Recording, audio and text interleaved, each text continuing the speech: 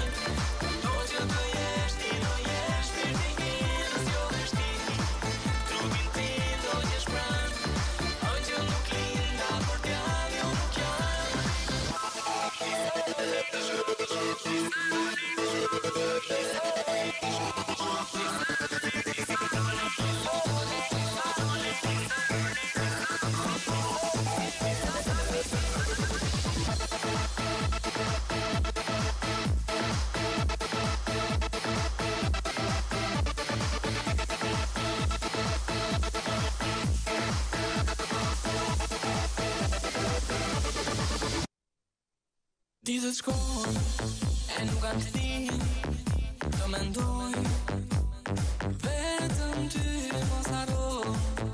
Një premtim gjithmonë mbetesh shpirti im. Disa do lart të shkosh, mos haro një premtim. Do që të jesh ti, do jesh shpirti im, të zgjohesh ti. Trupin tim do t'jesh pranë, ëngjëll nuk lind ta por t'jam ju nuk jam. Do lart të shkosh, mos haro një premtim. Do që të jesh ti, do jesh shpirti im, të zgjohesh ti. Trupin tim do t'jesh pranë, ëngjëll nuk lind ta por t'jam ju nuk jam. Do lart të shkosh, mos haro një premtim. Do që të jesh ti, do jesh shpirti im, të zgjohesh ti. Trupin tim do t'jesh pranë, ëngjëll nuk lind ta por t'jam ju nuk jam. Mirëmëngjes të gjithëve, mirëmëngjes. Një mirëmëngjes të këndshëm të Një gjithëve. mirëmëngjes që neve mundohemi kështu të sillim diell kur është Që për sot ti pse lija roz. Mos e lija. Po, kam përshtypjen se ashtu do shkoj. Ja. Thash. sa më Sa rrallë. shumë e çelët. Të nglim dhe pak. Po. Kaq, s'nglim dot. Jo, rozje. Nuk është ta më roz. 2 seli, 2 kutia. Hajde filloni votimin. Ai është përëndoj. Ku ka ai? Jo, është lësëria. Ja, më nxori një plan, por prap dukej shumë roz. Rozje.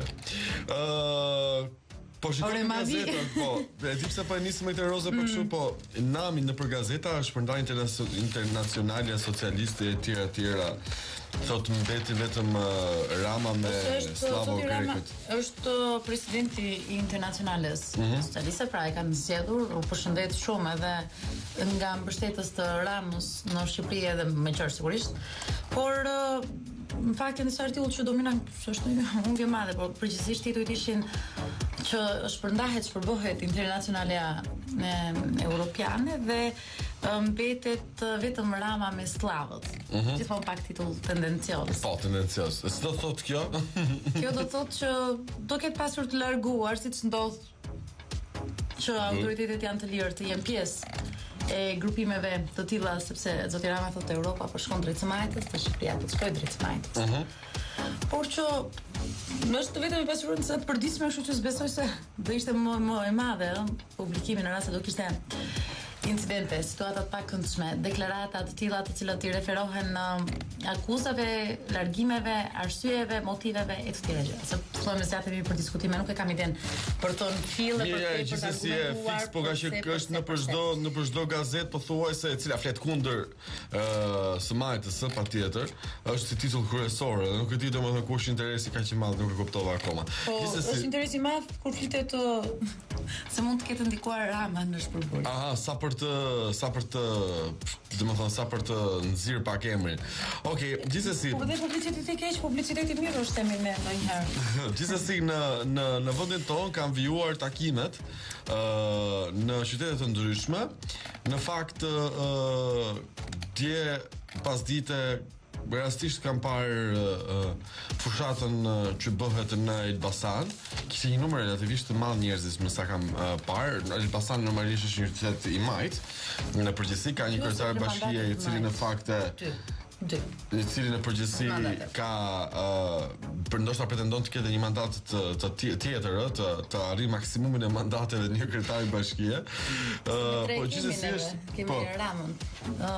Është një personazh sepse se dini në fakt që me sa duket përqehet nga e majta ose nga qyteti vetë i Elbasanit, kështu që është dukur dhe dje në fushatën e djeshme që ka patur një popull të jashtëzakonshëm në të. Po nga ana tjetër edhe Berisha me gjithçka që po bën me fushatat e tjera, prap besoj se ka mbledhur goxha njerëz në Fier, në qytetin e Fierit. Ku sheshi nga fotografitë dhe nga pamjet, ne gjithmonë gjykojmë nga ato çka kemi parë nga larg, nga kranet.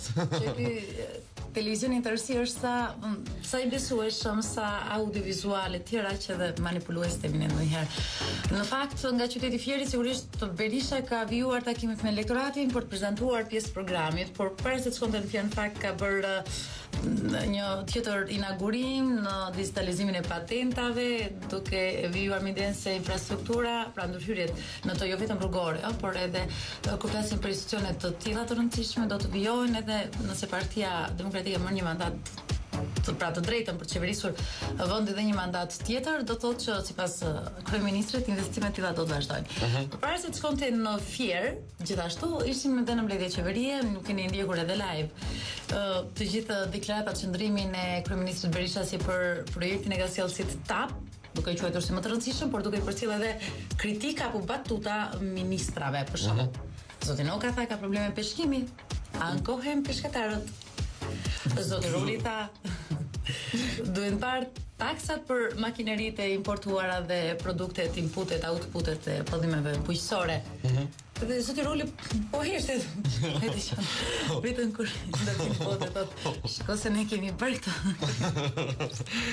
Ne kemi bërë zoti Bumçi tha, të vëshuja i turizmit duhet hequr. Po zoti Bumçi nuk është më ministri i turizmit, është ministri i jashtëm.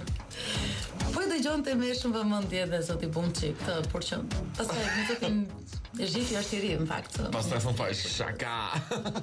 Okej. Nëse gjithsesi. Në fakt admirueshme në një këtë bashkë. Po ta mendosh se sa takime bën ditë dhe sa lëvizje bën ditë, fort është me thënë vërtetën. Kur e shohim këtë? Se neve nga 2-3 lëvizje bëjmë edhe ikim kështu, ikim varemi. Jo më domethënë njëri moshë 70 vjeçare. Gjithsesi, duken këto takimet kam përshtypjen se do të jenë të ashpra, është folur që tani edhe herë dhe më herët në fakt për çështjen e vjedhjes së votës, një fenomen i cili ka gjithë këto vite që ndodh në vendin tonë, edhe në kohën e monizmit kur nuk vjedhej, ç'si ka imponohej vota për një parti. Do votoje për një tjetër njësoj është. Nëse votoje kundër të shkreditis, ato fletet kundër njiheshin atyre. Gjithsesi, Rama ka thënë po prek vota, flet populli, çdo thot, po pret vota, flet populli. Nëse Partia Demokratike, pra unë po hy në gjykim deklaratat e Tiranës, tenton të vjedh, të manipuloj, ose në rast se Partia Socialiste nuk do të njohë rezultatin e zgjedhjeve për shkak të manipulimeve që pretendohen se do bëhen, se po hamencojmë edhe 23 qershorin domethënë. Do të gjykoj populli, që do të thotë vendimin mund ta marrin populli, që mund të jenë në forma të ndryshme, protesta, revolta, braktisje. Jo larg nga Shqipëria. Për ndonjëherë në 97-ën. Mos jo jetë rezultatet që mund manifestohet në mënyra Manjole me 13.7 cm. Po pra, më shikosh Skam më pastaj se di se çfarë ku do shkoja. Synimi im jam bankat. Çfarë populli çmendur, gjithsesi. Thua se ka ndor popullin fakt I bie që domethënë nuk është ky lloj populli, kjo është. Megjithëse në 97-ën arsyeja më fort ishte ajo ekonomike, domethënë për shkak të parave, të derdhura në firmat piramidale, më pas falimentimit tyre dhe që e gjithë kursimet e qytetarëve shqiptar, miliona para, ashtu ishin fituar nga emigracioni, sepse nga viti 91 patëm edhe lëvizjet e qytetarëve jashtë vendit.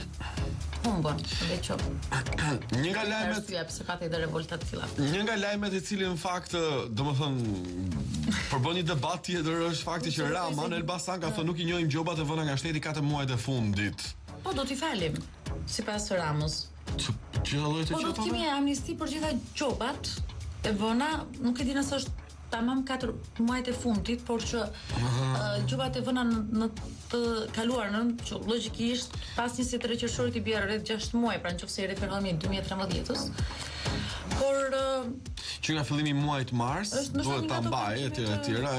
Jo, dëgjoj ka një gjë domethënë që çfarë po mendoj unë, këtu dy gjëra janë. O ndro sistemi edhe qeveria e re që vjen pa lek fare, të dalë të bëj plazh nudo direkt, asë lek për vaje mos të ketë.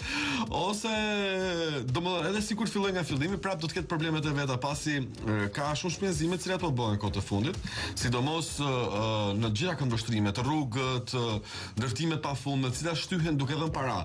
Domethënë shtyhen që të marrojnë sa më shpejt duke ofruar para patjetër. Kështu që kam përshtypjen se neve jemi drejt një arke e cila shkon bosh dhe kjo në fakt ishte paralajmëruar prej kohësh, ose në fakt që në fillimet e vitit kur u bë buxheti thanë që rroga, paga e çka tjetër janë të llogaritura deri në muajin qershor. Pastaj se di se sa vërtet është kjo. Do shikoj në vazhdimsi. Po pra, për administrata gjithmonë. Kështu është folur. Ndërkohë që një pjesë e mirë thonë që nuk kanë marrë as dietat në institucione të caktuara, nuk kanë marrë dietat fare. Kështu që domethënë janë ca shifra të cilat janë goxha të larta. Po gjithsesi nga ana tjetër do të them shqyro zot bie shishet, keshi një 10 milion kilovat në ditë. Importojmë energji. Edhe rregullojmë në çik I eksportojmë. Eksportojmë. E ke parasysh? Kemi ja 10 milion kilowata, 20 milion kilovat në ditë, nuk e di. Po ishte edhe një në fakt kur prezantua disa nga prioritetet e eksportit të madhrave të produkteve ose të energjisë në Shqipëri, përveç se veshje këpucë që njiheshe, vendi njihej edhe për eksportin e energjisë, edhe këtë se kisha kuptuar kur Shqipëria vazhdon të ndjej kufizime të energjisë elektrike. Edhe në Tiranë, megjithëse është thënë për shkak të rrjeteve të amortizuar, ndërhyrjeve teknike që duhet bërë, por që edhe për te Tiranës vazhdon të ketë kufizime të theksuara, orë të zgjatura në ndërprerjes të energjisë. Janë marrë sot gjithashtu edhe me deklaratat që ka bërë më herët kryeministri Berisha ditën e djeshme dhe Pardie, kur ka thënë që do të kërkojmë liberalizimin e vizave mes Shqipërisë dhe të Bashkuara. Sa mirë do ishte për zotin. Dhe një deklaratë sot gjeni trajtim të nuk po mbushet mendja sinqerisht. E shoh si një proces që sa shumë do.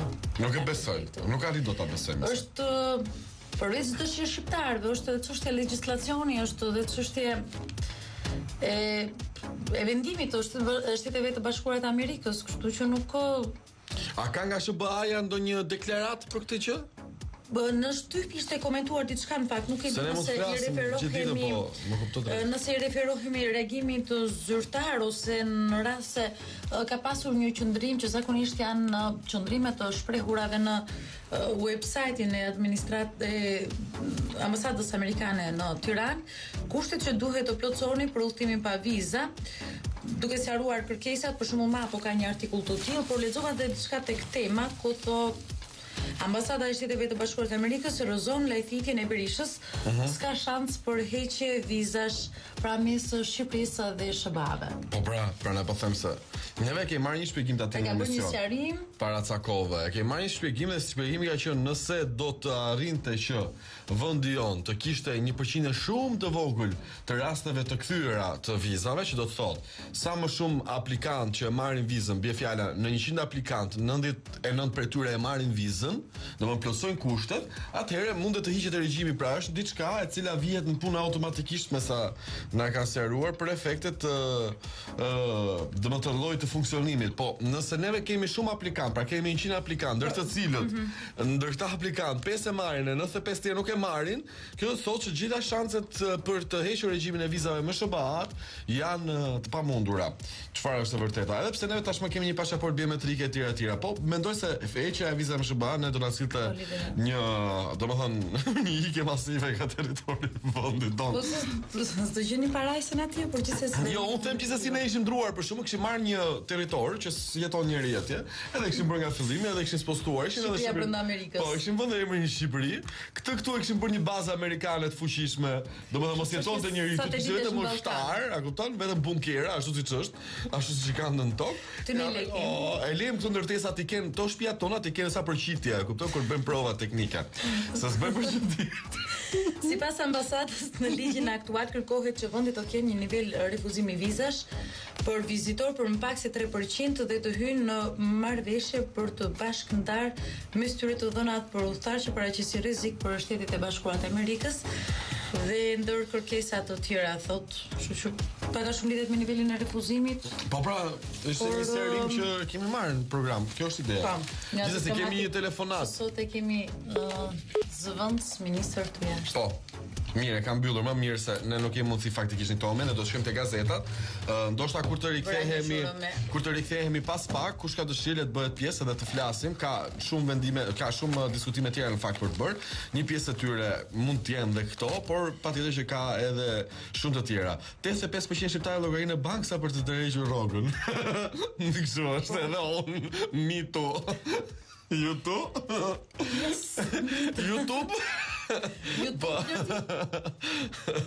YouTube. Çaj kamomil antidepresiv. Syze diellit të errta. Shkojmë te klipi. Përpara imazhit drejt plazhit, drejt detit të qetë diellit. Okej, shumë bukur. A shkojmë te klipi si thonë? Klipi sillim pasion e shtëpit pas pak.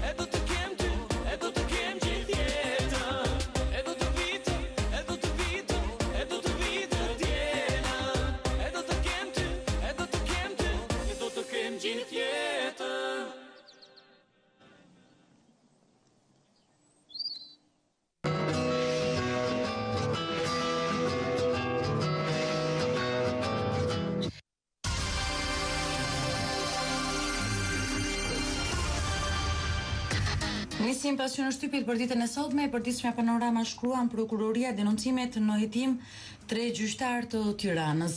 Hapen 3 dosje penale për gjyqtar të shkallës së parë dhe apelit, gati akuzat dhe kërkesat për heqjen e imunitetit. Në faqen 11 edhe artikulli i plot në lidhje me vendimet e fundit nga prokuroria dhe hetimet për 3 gjyqtarët e Tiranës. Rama Blushi 2 orë të gjysmë pa komunikim në autobus kreu i Partisë Socialiste kundër Lubonjës së Fugës. Udhtim me kandidatët e Partisë Socialiste drejt Elbasanit. Rama nuk do njohim gjubat e vendosura 4 muajt e fundit. Të tjera detaje dhe sigurisht ato që e quan si heshtje e përditshme Panorama pra mes zotit Rama dhe Blushi gjatë udhtimit për në qytetin e Elbasanit, ku zoti Rama është takuar me elektoratin dhe ka prezantuar programit Partisë Socialiste në faqen 23 dhe artikulli i plot. Arben Malaj, pse jemi të vënuar? Ambasada e Shteteve të Bashkuara të Amerikës, kushtet për heqjen e regjimit të vizave. Qëndrimin e ambasadës pas deklaratave të bëra nga kryeministri Berisha në faqen 7 të kësaj gazete. Vëzhguesit e ODIR, Komisioni Qendror i Zgjedhjeve me 4 antar, ne nuk jemi arbitër. Në faqen 6 edhe konferenca e parë e vëzhguesve të ODIR-it në vend për monitorimin e zgjedhjeve të 23 qershorit. Projekti patentat nga sot nis aplikimi vetëm në internet. Vendimi i shërbimet në spitale kategoritë që nuk do të paguajnë në faqen 9 dhe vendimi më të fundit për pacientët. Vrasja e inspektorit për grabitjen e parave dhe makinës. Kultyri arrestuari jeton Veizi, detajet në broncit Panoramës. Shohim së bashku se cilat janë opinionet të pasqyruara në këtë numër të kësaj gazete. Normalitet apo ekstremizëm pas zgjedhor është një opinion nga Artan Hoxha. Demokraci pa politikan nga Bashkim Zeneli, të drejtat e LGBT-s si të drejta themelore të njeriut nga Komisioni për Mbrojtjen nga Diskriminimi dhe Komisionerja Irma Baraku, opinioni në faqen 19 të kësaj gazete. Lëm Panoramën për të vijuar me titujt kryesor të gazetës shqiptare. Kjo e përditshme ka sigurisht artikull ODIR jemi arbitër. Kreu i Partisë Socialiste, nëse ndryshohet rezultati vendos populli çdo boj. Rama po u prek vota flet populli. Raporti final i vëzhguesve për zgjedhjet 5 javë pas 23 qershorit. Berisha në fier. Rama prishi paktin me Petro Koçin. Mori komunistët. Selami rivalyn dinjitos. Deklaratat nga misionar nga vëzhguesit e ODIR-it, por në anën tjetër edhe deklaratat nga kryesocialisti Rama në lidhje me vendimin për atë çka mund të bëjë populli nëse ndryshohet rezultati ose nëse Partia Socialiste nuk njeh zgjedhjet, por edhe prezantimin nga programi i Partisë Socialiste në qytetin e Elbasanit i shihni gjithashtu edhe në brendësi të gazetës shqiptare në këtë numër.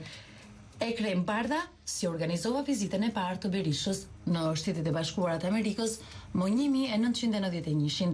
Takim me Nixonin i kërkova të mbronte në veri në 67-ën, 68-ën. Kreu i lobit shqiptar i dhash dorë në Ramizalis edhe pse regjimi komunist më kishte pushkatuar vëllain. Berisha në Kongresin Amerikan e quajti zogun diktator. Në faqet 14 dhe 15 intervistat e plota, ndërkohë që të tjera detaje mbi marrëdhënien dhe vizitën e parë të kryeministrit Berisha në Shtetet e Bashkuara të Amerikës në vitin 91. Ambasada Shtetet e Bashkuara të Amerikës, heqja e vizave nuk përmbushni kriteret. Pasagjerin e vrapa ndërhyri kur po grabisja taksistin. Krimi nëpërmet, rrëfimi në polici. Dëshmin në faqen 17 të gazetës shqiptare. Ministri i Arsimit dhe Shkencës, unifikimi diplomave, lista emërore e 602 studentëve. Dokumentet, patentat në internet, si bëhet aplikimi dhe sa kushton. Në mënyrë se si funksionon aplikimi, gazeta shqiptare zbardh edhe të gjithë raportin në faqen 8 të saj. Gjop nga Komisioni Qendror i Zgjedhjeve, kreu i PRDK-s, pse futëm 126 femra në listë. Pal shkampi, burrat nuk diskriminohen në faqen 5. Burri e pa ditë për kërcënim me thik, gruaja angleze, ai do të më marr fëmijët. Dje në New York Times nga Anjoli Jolie, zgjedhja ime mjekësore. Kadare, xhamit e kishat u braktisën 20 vite para se Hoxha të ndalonte fen në faqen 22 dhe 23. Deklaratat e shkrimtarit të njohur Ismail Kadare mbi etapën cilën kanë ecur besimi fetar Osmanët sot po vinë me tjetër formë, sipas zotit Kadare, lexoni të plot materialin në brendësi të gazetës shqiptare. Vijoj me titujt kryesor të gazetës Koha Jon. Milo, thirrje e Shteteve të Bashkuara të Amerikës, mos hiqni vizat me Shqipërinë. Aleati i Partisë Socialiste në koalicionin opozitar, kërkesë ekstremiste Shteteve të Bashkuara, mos hiqni vizat për shqiptarët. Qeveria angazhohet për reforma që do të çojnë në liberalizimin e vizave me Shtetet e Bashkuara të Amerikës. Kreu i PD-s-s, Partia e Aleancës për Shqipërinë Europiane, do të hequr nga Rama, dil kundër. Mos ja jepni këtë kartë Berishës. Në faqen 5, gazeta Koha Jon pra citon deklaratat e zotit Milo, i cili ka kërkuar Shteteve të Bashkuara të Amerikës mosdhënien e vizave për Shqipërinë. Shpërbohet internacionale socialiste, mbeten Rama dhe slavët. Tronditet e majta botërore, partitë e vendeve perëndimore braktisin internacionalen socialiste. Elbasan, Rama nuk i njohim gjobat e vëna nga shteti 4 muajt e fundit. Opinion 2 demisionet e transformimit të ushtrisë nga Arben Imami, ministri i mbrojtjes, në faqen 6. Koha ekonomi, sezoni ri turistik, parashikohet me rritje deri në 25% nga vjet. Flet për Koha Jon, kryetari i Unionit të Operatorëve Turistik, Sadik Malaj. 85% e shqiptarëve llogari në bank sa për të tërhequr rrogën. Automjetet procedurë e re për marrjen e patentave zgjat 6 minuta. Në Shqipëri duhen 27 vjet qira për të blerë një shtëpi. Dje vendimi, ilaçe dhe shërbim shëndetësor falas, ja kush përfiton. Monitorim ODIR, nuk do të jemi arbitër në zgjedhje. Në faqen 4 edhe deklaratat nga përfaqësuesit e ODIR në Shqipëri. Lëm Koha Jon për të vijuar me titujt kryesor të gazetës Metropol. OSBE ODIR, 3 pikat ndaj manipulimit të zgjedhjeve. Listat votimi dhe media, probleme kyçe në Shqipëri. Raporti i parë do të varet nga ankesat që do të kenë palët. Ditën e votimit, komisionerët do të zbresin në terren. Të tjera detaje, mënyrën se si do të operohet me misionarët cilët do të vëzhgojnë dhe të monitorojnë zgjedhjet në Shqipëri, lexoni gjithashtu në brendësitë gazetës Metropol. Reagoni Di Rama, të pavarurit e të larguarit nuk do të kenë efekt në votë. Shërbimet sekrete në Shqipëri, si punonte inteligjenca italiane kundër qeverisë së Ahmet Zogut. Strategjia e diplomacisë fashiste dhe reagimi i agjentëve në terren, qëllimi dhe organizimi drejtuesve të kompanive. Djali i kryeministrit Shkëlqen Berisha, Tauland Balla, ka frikë nga ballafaqimet. Takimet në Bruksel, Internacionalia, Rama mbetet me Tadiçin dhe Papandreun. Braktiset i internacionaljave nga SPD-ja gjermane, të majtët italian, laboristët dhe të majtët francez. Opinion nga Gëzim Mzilja, për kë do të votoj komuniteti Çam? Nga Gjovalim Preçi, KLSH dhe Mirëqeverisja. Arresti në Greqi akuza shqiptari për dënoj, të bien qysh 10 vjeçe. Shoqërohet në polici shqiptari 36 vjeçar. FLTM nuk kisha djeni për situatën. Mediat fqinje raportojnë situatën. Matura shtetërore, pikët e fundit për fituesit e të gjithë degëve në shtet. Skema që do të ndiqet me fituesit e parë dhe në zbritjen e vizës pas vendeve që do të mbesin bosh. Kufiri i limitit, ekspertët e Ministrisë Arsimit dhe Shkencës sqarojnë dhe në brendësi të gazetës Metropol gjeni edhe deklaratat e tyre. Metropol shkruan gjithashtu, Kadare, Europian, vështroni nga ne. Shqipëria nuk do të kishte ekzistuar pa tolerancën mes të krishterëve dhe muslimanëve. Gazeta franceze vlerëson shkrimtarin shqiptar. Nderi Qarkut marrin vlerësimin Saliceka, Tahir Demi, Haxhi Seiko e Nurizane. Ylli Sheu, deputetët s'kan mbajtur fjalën, në parlament do të jem për të mbrojtur hallet e elektoratit. Lëm dhe këtë të përditshme për të vijuar me titujt kryesor të gazetës Telegraf. Partit fantazma të Qulaxhinve, Gjinushi dhe Milo. Publicisti Mojkom Zeqo. mediokritet dhe klientelizëm i politikanëve përbuzin njerëzit e shquar të kulturës, mungesa e demokracisë, rotacioni politik dhe të shmendoj për Malajn, Dukën dhe Sfiropalin, mbjetesa e Metës, Aleancës Kuqezi, Frymësore Demokratike dhe kaosi në Komisionin Qendror të Zgjedhjeve. Analiza nga publicisti Mojkom Zeqo e lexojmë të plotë në faqen 4 dhe 5 në mënyrë të detajuar në të përditshme në Telegraf. Pas zgjedhur pronat nuk ka Europë, Këshilli Evropian dhe Komisioni Venecia se reagojnë pas letrës së shoqatave Bregdeti dhe Pronësim e Drejtësi, Gjykata e Strasburgut, anullimi ligjit 7501 dhe korespondenca me komisionerin Fyle. Zgjedhjet janë në rrezik. Alfred Mojsiu, ish presidenti i Republikës, qëndrimin e zotit Mojsiu në faqen 7 të kësaj gazete. Për këtë do të votoj komuniteti Çam, është një qëndrim nga Gëzim Zilja. Pasha Limani dhe zemërimi i Hushovit, shkruar nga Selim Pjera në faqet 14 dhe 15. Flet Martin Cukalla, e vërteta e investimeve gjigante për hecet dhe pse po vuajnë për energji. Skandali me tecin e Vlorës. Telegrafi rretheve Ilir Meta, qeveria përgjegjëse për rrugën e Beratit, Benet Beci, Peza me rrugë dhe ujësjellës të ri. Bulqis deputeti ndërton mbi kolektorët e ujrave.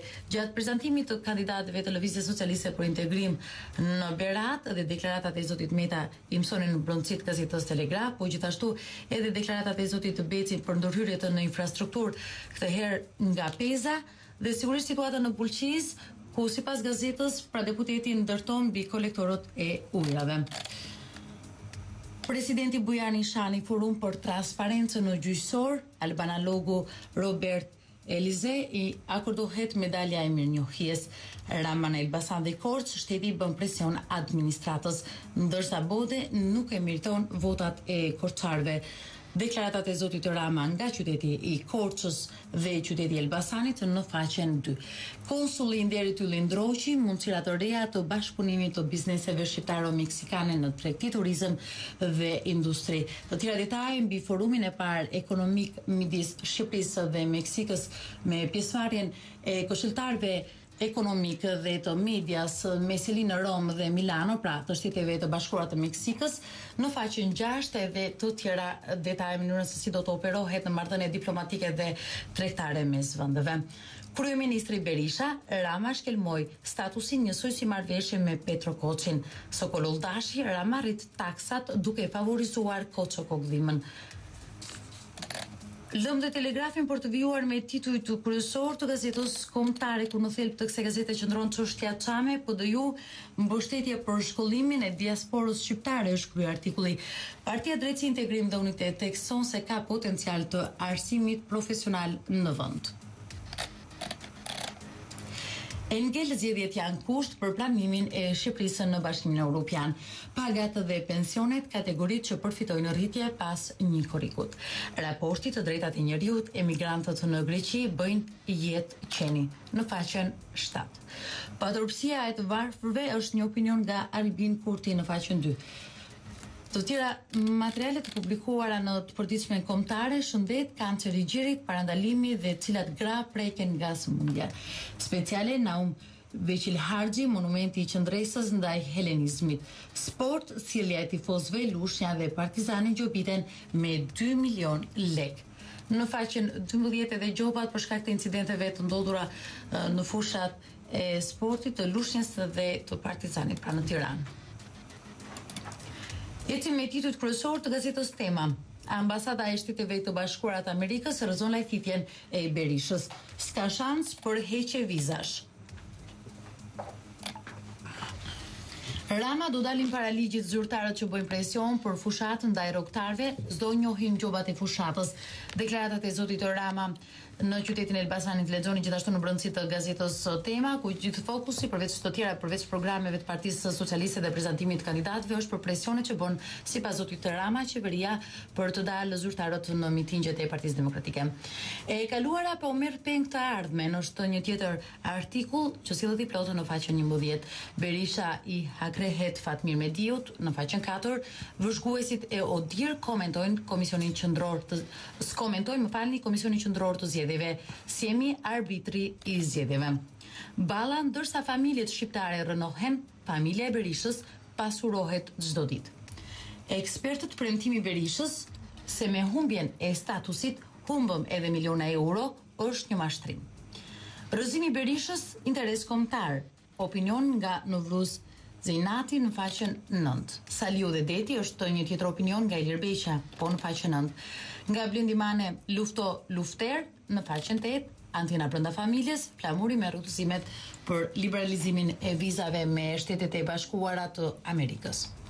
Lëm dhe temën për të vijuar me titujt kryesor të gazetës sportive Panorama Sport. Skënderbeu Josa zbulon dëshirat e Mercatos, trajneri konfirmon do ta drejtoj unë ekipin në të ardhmen. Më pëlqen Lika, Sefa dhe Ribaj, pres të kthehet Ademir. Në faqen 7 edhe pretendime dhe deklaratat e Josës.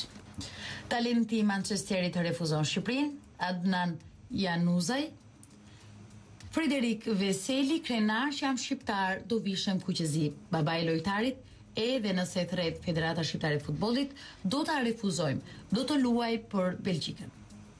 Speciale, Bastegiu suedez si u bëra milioner me golin e Berishës. Vllaznia apeli Beqirit, klubi të mbaj titullarët. Tirana ikën Pigoni ju tregoi aventurën si bardhë blu.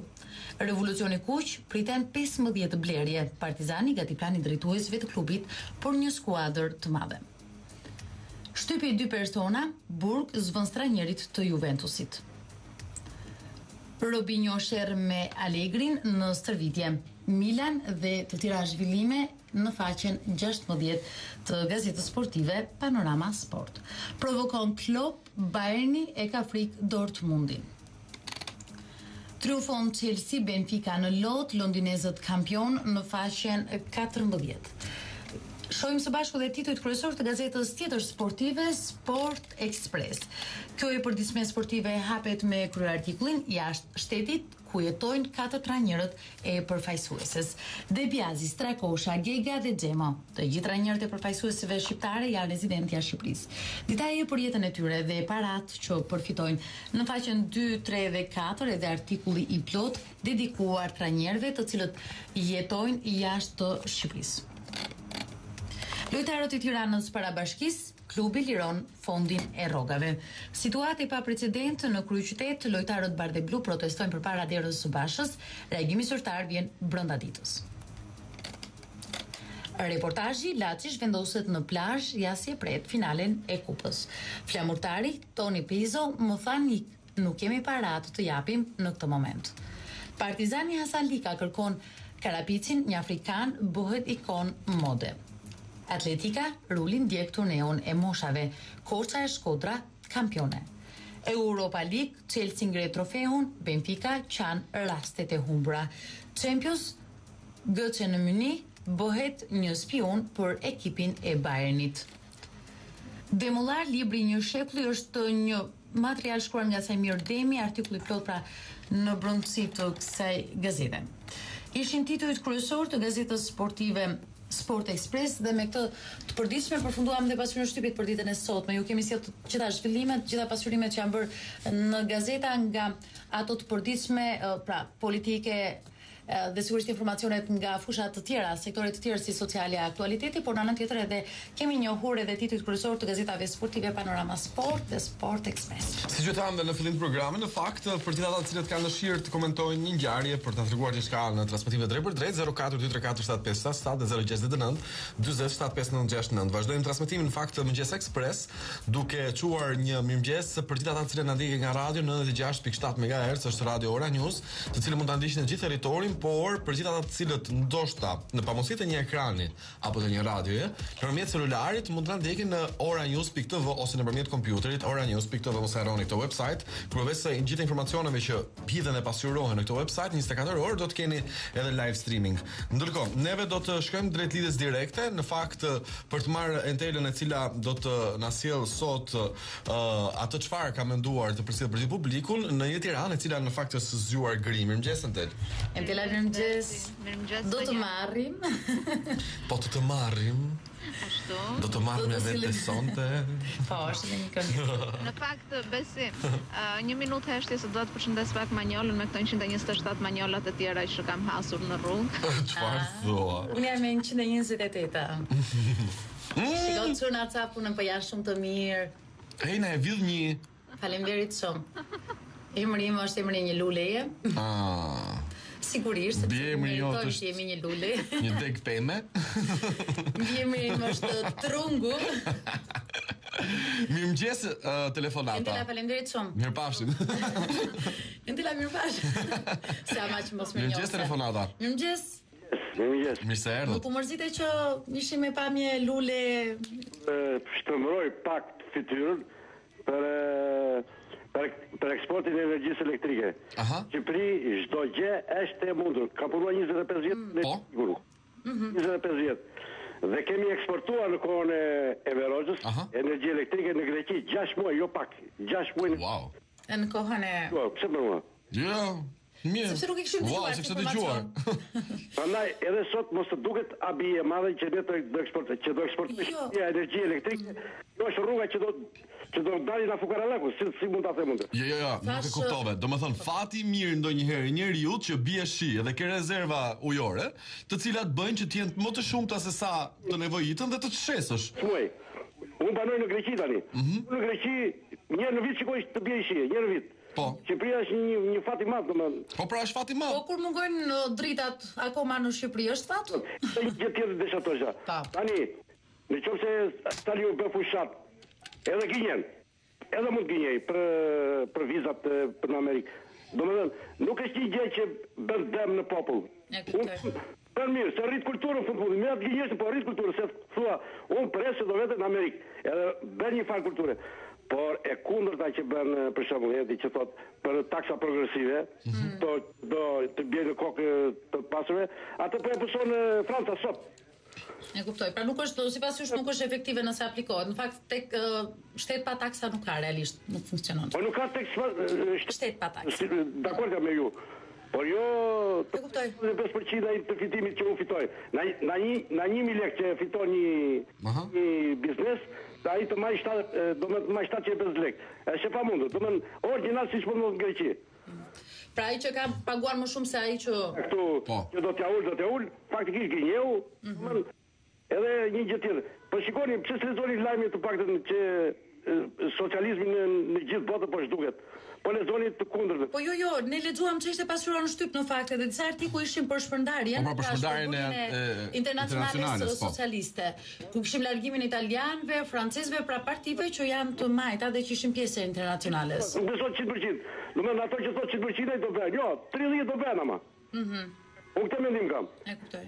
Domethënë edhe ju si gazetar që jeni, mbani çik qendrim, domethënë as me salur as me, domethënë jeni. Po kush e mbajti një krahun e njërit e krahun e tjetrit, se kuptova unë. Suratit i fytyrës tregon që i jep një të paditurit, i jep atë besimin që nuk bëhet gënjes al ju. Jo, edhe një herë. Ne folëm mbi baza morale dhe mbi baza, domethënë se si funksionon, sepse në studio, po e shpjegoj edhe një herë, meqense zotëri dëgjoj se akuzat ndonjëherë janë të lehta për të bërë, po duhen bërë me fakte.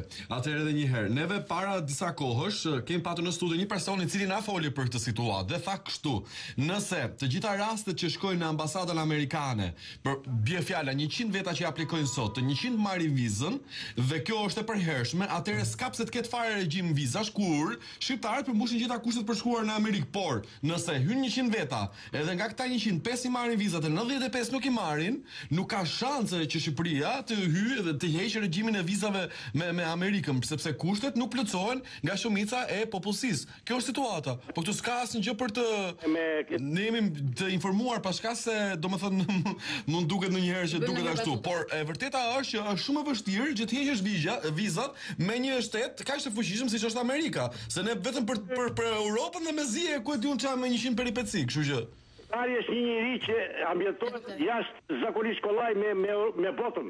Pastaj pse jeni dakord ju te gënjeshtra, sinqerisht? Pse ju pëlqej kaq shumë, hajde, le të na thon gënjeshtra, ne s'ka problem, se që kanë bukura. Po çfarë është politika? Domethënë ne jemi akoma në kohën e gurit që mund na gënjejnë me fjalë bukura, do bien lek nga qielli? Nuk është kështu. Nuk besoj. Ka njerëz zgjuar Shqipëri sa duar zotri. Kështu që mendoj se ajo pjesë që ka mbetur të paktën, a kupton? Jo, s'është revolte, është çështje që mos ju duket domethënë se jetoni jashtë, dini se funksionojnë më shumë sistemet. Se ne këtu, nga që s'kemi çfarë punë bëjmë gjithë ditën, bëjmë vetëm analiza. Kështu që ky është problemi i madh. Kemi filluar bëjmë gjithë analista. Të përshëndesu dhe shpresoj që Greqia dhe shteti grek të kohë faktikisht lurzoj sepse neve na prish punë direkt apo indirekt. Se liberalizon ose jo vizat me Amerikën. Për neve është një situatë, është njësoj. Edhe sikur të liberalizohen, s'do kemi lekë atëherë për bler një ç'quhet një bilet. Mirëmëngjes Entela dhe një herë. Mirëmëngjes. Besim për relakso ju, mos ke. Ose jo, unë nuk nxjerrem, po s'më pëlqen për shkakun të them, o shikoj. Se qendrimi politik nuk nuk ka lidhje. S'më pëlqen të them për shkakun që Manjola ti the për shkakun që bie shi. Po pse thuan ti që bie shi kur let bjer diell? Domethënë, s'ka lidhje. Gjithsesi besi për ai shkosa ne kemi linja telefonit të hapur. Absolutisht, jam shumë dakord. Po siç telefonojnë, do të thonë mendimin e vet, ashtu si ata bjerë një. Jam duke gjuajtur Entela me gazeta, si të pesh. Ja, mos na eri. Kundra dhunës jemi. Jo, ideja është domethënë se jam shumë dakord me qytetarët të cilët nuk mbajnë anën asnjërs nga palve. Po s'mund të thuash mua më pëlqej më shumë gënjeshtra se sa taksa. Është prapë është drejtë e tij që të thotë dhe gjykon publiku i gjerë pastaj. Absolutisht, edhe po mi prapo. Nuk e pse merr. E kemi të që nuk e kam personale fare më, as po kuptoj se jam indinjuar, se s'po mash fytyrë, jam duke qeshur gjithë kohës. Po e kam llafin që domethënë është e vështirë që në Shqipëri të gjesh njerëz të cilët janë midis palve. A kupton? Domethënë secili ka një tërheqje nga një krah ose nga një krah tjetër, çon si ka. Ka dhe ata që janë të depolitizuar. Ka, po vështirë shumë domethënë. Hënë la një mendim jo për Manjolat. Po ishte shumë bukur, pse vetëm ti të më dërosh. Jo, kanë erë shumë të mirë ato. Si? Kanë erë shumë të mirë. Kush Manjolat? Po. Është çështje parfumi. Është e vërtet, po në fakt nuk kanë çelur. Vitet e kaluara në këtë periudhë duhet kishin çelur, Ishte nuk e di, vetëm një lule që ishte shumë larg. Çfarë na ka çelur kjo që kemi në studio? Le të rrim. Jemi bërë me gjyra përveç skondit të emisionit. Po pra. E dashur Entel, ne kemi së bashku diku tek 6 minuta mundësi për të trajtuar ato çë. Po, në fakt doja që të flisnim pak për sindikatat, se sa u vinë ndihmë në të vërtetë qytetarëve, sa merren me problemet e tyre, sa zgjidhje u japin. Prandaj kemi ardhur këtu te kushtari panjor, po duke qenë se këtu gjithmonë dihet që personat që janë këtu duan të paguhen që të flasin, nuk e di sa të lehtë do ta kemi që. Ta presim telefonat tjetër. Mirë, po e ti më mirë se na duket sikur po të ham kohën. Jo, s'ka gjë. Jo, pritë. Mirëmëngjes. Mirëmëngjes. Telefonata, mirëmëngjes. Mirëmëngjes. Se vini. Mirëmëngjes, Torina për emisionin. Faleminderit më së Faleminderit. Nga telefononi? Jam një qytetar nga Vlora. Nga Vlora, mirë se erdhe. Po, më vjen shumë keq për ka zotrin që kanë bërë për deputet për Kuvendin e Arshëm. Dhe më vjen shumë keq që për piqën tani, për të marrë vota nga populli, që nuk kanë bërë asgjë deri dje, dhe si përfundim nuk kanë bërë gjë as për shtëpinë e tyre, as për komitetin ku kanë jetuar, dhe në kujta tani dhe për vota. Si për me Ardemandës, që vatin e Lagatun, bëri asë rrugë, asë spitale, asë... Që ato që ka qenë deputet? Po. Do që ka qenë deputet janë sezona. Lindë rritur atje, dhe në vjen shumë që qish që zotri, kërkën përsëri të vejtë deputet për në të kërkën vota parti publik. Të ka bërë gjë. E kuptova, do më thonë ju jeni kundra kandidaturave njerëzve të cilët mendoni se... Jo kundër premtimeve që në fakt i quani elektorale dhe që nuk kam pasur ndikim të drejtë për drejtë. Të bëj një pyetje, jam shumë kurioz. Më falë, dua të jam i drejtë për drejtë. Kam dëgjuar shumë që shumë kohë të fundit, sidomos, shumë nga partitë politike, pa përmendur emra edhe për te zotri, kanë filluar të japin para në popull, ushqime etj. Është e vërtet në zonën tuaj? Jo, është e vërtet, për të qenë, po unë diskutoj një gjë. Si jepen para? Kur ka bërë gjë, për 20 vjet, çish vetë kërkon tani vota për të popull. Nga ky popull. E kuptova. Mirë, atëherë kjo është një pyetje që shpresoj nuk e di zoti Male nëse na dëgjon, na ndjek, ta kthej një përgjigje, nuk ka asnjë gjë të keqe, mbas të vi edhe në program. Për vendimin tim është e vështirë të marr vota në atë zonë. Për vendimin tim. Faleminderit për të përshëndes gjithë mirat. Një pyetje interesante kjo, domethënë, ka njerëz në fakt që kandidojnë dhe rikandidojnë për disa të herë. Dhe ky është një diskutim i cili mbetet nga këto zgjedhje, çfarë është e vërteta. Ka personalitete të cilët ndoshta e kanë për disa të herë dhe nuk kanë kryer asnjë lloj funksioni në komunitet, nuk kanë asnjë lloj ndihme. Kështu që qytetarët e vënë në pikpyetje. Po, e vënë në pikpyetje, absolutisht. Ka një datë për të marrë edhe një. Për t'i dhënë përgjigje, shumë e vërtetë. Kështu e tel. Po, atëherë jam këtu në transmetim, po, afrojmë të këta zotërinë që janë këtu. Mirëmëngjesi, si jeni? Mirë. Jemi në transmetim direkt. Po, flasim për sindikatat, sa u vinë mbrojtje Sa u vinë mbrojtje sindikatat qytetarëve? Asnjëherë s'na kanë ardhur mbrojtje, as që kemi kërkuar. Po ju jeni punësuar apo? Pa punë. Okej. Përshëndetje. Më thënë vallë nëna tjetër shtresë aty më. Shkoj zëra ata njerëzit ata rrugtarët atje, nëna shtresë tjetër. Po flasim për sindikatat, sa ju vinë në mbrojtje? Sindikata, nuk ka sindikata s'ka na le të Nuk ka Nuk ka Shumë e vështirë sigurisht të flasësh, domethënë në këtë zonë, nuk e di pse është kaq shumë e vështirë të flasësh. Unë do doja që gjithsesi qytetarët e kanë drejtën e tyre për të shprehur. Po që zakonisht ndrojnë pa punë. E di që hallet janë shumë apo? Okej. Kanë alergji nga kamera. Jo, e kanë pak me si ke kam përshtypje se nga që gjende pothuajse çdo ditë aty. Nëse nuk besoj se është kaq e vështirë që të flasësh për problemet që të shqetësojnë. Se jashtë kamerës gjithë thonë, nuk kemi punë, jemi të stresuar, kemi halle të tjera, po përse mos i thuash këta me zë edhe para objektivit kamerës? Edhe me seriozitet. Me seriozitet. Sa duket sikur ndonjëherë nga mënyra e sjelljes edhe do në përkëmbje, më kupton se është. Në një sistem nuk ka të gjithë të kënaqur, të lumtur, të pasur, pra ka të kënaqur, punësuar, pa punë të tjerë. Pra ajo është një zonë realisht problematike. Megjithëse më po vërtet shumë përshtypje se ka persona të cilët rrinë 9 vjet, 10 vjet. Po. Dhe që e sigur që do ta kishin gjetur një punë në fakt, në shoqëri. Është vërtet apo? Në senso Entela, neve jemi. Kësaj çka nisam. Dashim pa dashje në fund. Përshëndesim. Jo, përshëndes. Mos rithehemi kështu pasaj, sepse kemi një telefonat. Gjithë të mira. Ndërkohë, një telefonat është në linjë shkurtimisht, po e dëgjojmë meqense jemi në limitet e kohës. Mirëmëngjes, mirë se vini. Përshëndetje, mirë se erdhe, përshëndetje. Telefononi Tiranë, jashtë? Bajramçor. Nga Bajramçori, përshëndetje, mirëmëngjes. Ne kemi disa telefonata në fakt, po çdo ditë na mungojnë telefonatat nga Tropoja. Ju kanë munguar. Nuk na kanë. Ta ju kemi pasur juve, kemi pasur dhe një zonë tjetër. Qim pak në temë. Po shkurtimisht, vetëm sepse jemi në 54 duhet të fusim reklamat, kështu që bëhet ti regjisor. Pra të them me televizionin. Po, e kela disulloj dita puna e shqiptarëve bu sa të ndrotin janë para kamerave, sa të ndrotin janë me thonë të vërtetën, kanë frikë. So më shumë që ti morin partitë e ti rajnë mitingje, aq më shumë që ta shkojnë mitingje. Me qajtë i halë vetin me... Po pse duhet të poj? Pse duhet të shkojnë në mitingje, për shembull?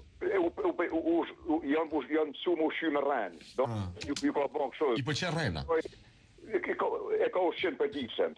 Gjera që dhe nga gazeta rajna. Do nështë, ku i shë ka ikin kames, mua disa gjyna, jo që i regullonoj punë, po të sporten, kur e një halë pune, një halë kur e tjetëri, dishka një ata deputet, po ma shemull njën pak në presion, ku që kur shojnë ata thonë, shqiptarë që qajnë kryet, shqiptarë kur të shkojnë në miting, i rajmë, ata në mledhen aty, ata e kanë më kollaj.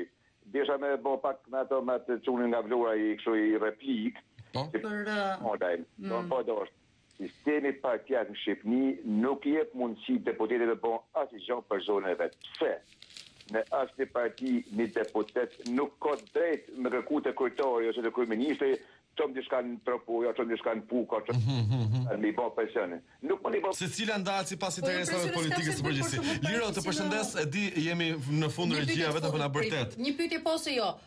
Zoti Berisha ka ardhur në Tropoja aktualisht për fushat ose prezantim të kandidatëve? Akoma jo kam përshtypjen. Jo. Autobusi i rilindjes? Jo. Okej. Të përshëndes gjithë mira ditë të mbar. Çfarë ka ndodhur 23 vite më parë? Në 16 maj 1991. Vim pas pak.